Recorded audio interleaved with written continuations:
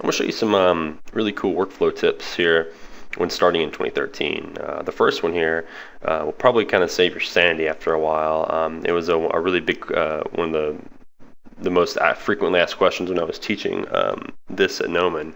So we'll go ahead and get started here. But so this new relationship editor that we have is pretty awesome. If we go ahead and click in this window here in tab, we got this new cool tab interface, kind of like how Nuke and Houdini has. If we go ahead and say we want to make a new domain, it'll come up and we can make a domain instead of coming up here and making it. It's pretty nice for workflow, so you don't have to like click back and forth. And you notice that when we make this domain, this hub thing comes up. The hub is like a global links sort of workflow. It's useful if you're doing like kind of just one thing. I generally don't tend to ever use the hub, and a lot of times you won't want to make this, and you want to turn this off by default. So a really quick way to do that is if you click in here again and press tab, and make sure that add to default hub here is not checked. So we can go ahead and delete this guy. Now if we make something new, for instance like a drag force or anything, hub won't be made. We can actually delete this to double check it. Come in here to Hybrido, another domain, and it just makes the domain. So that's super handy when you're working, because it'll just make that domain over and over, and it gets rather annoying after a little while. But yeah, so this next little tip is pretty cool too. We're just gonna go ahead and throw down like a sphere and connect this sphere to this domain. Now you want to control left click if you don't already know that, to connect the to connect the nodes. And once we do that, the sphere now has our volume, grid fluid interaction, and display volume.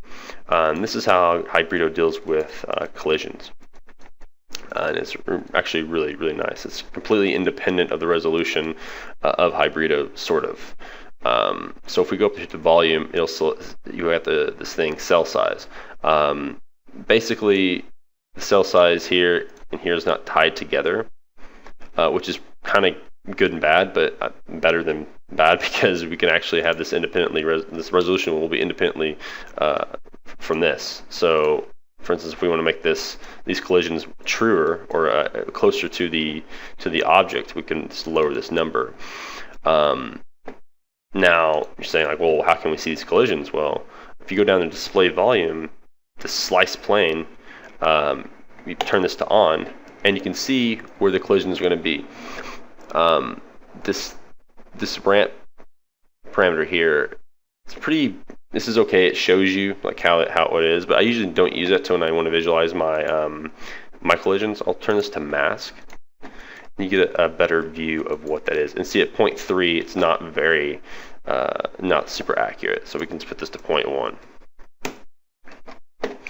and you can see exactly where our collisions are happening at. And also, if we were to change this to 0.2, it doesn't show up here, but it will actually. It's like this is almost like a global multiplier in a way too. So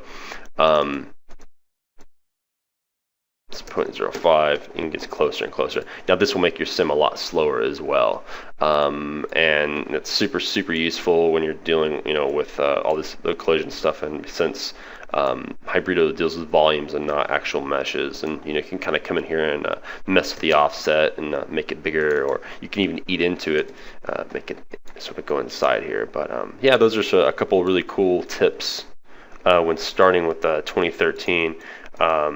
A lot of people, when I was teaching this, didn't really see this stuff and didn't know about it. So it's super useful. But yeah, thanks for checking it out.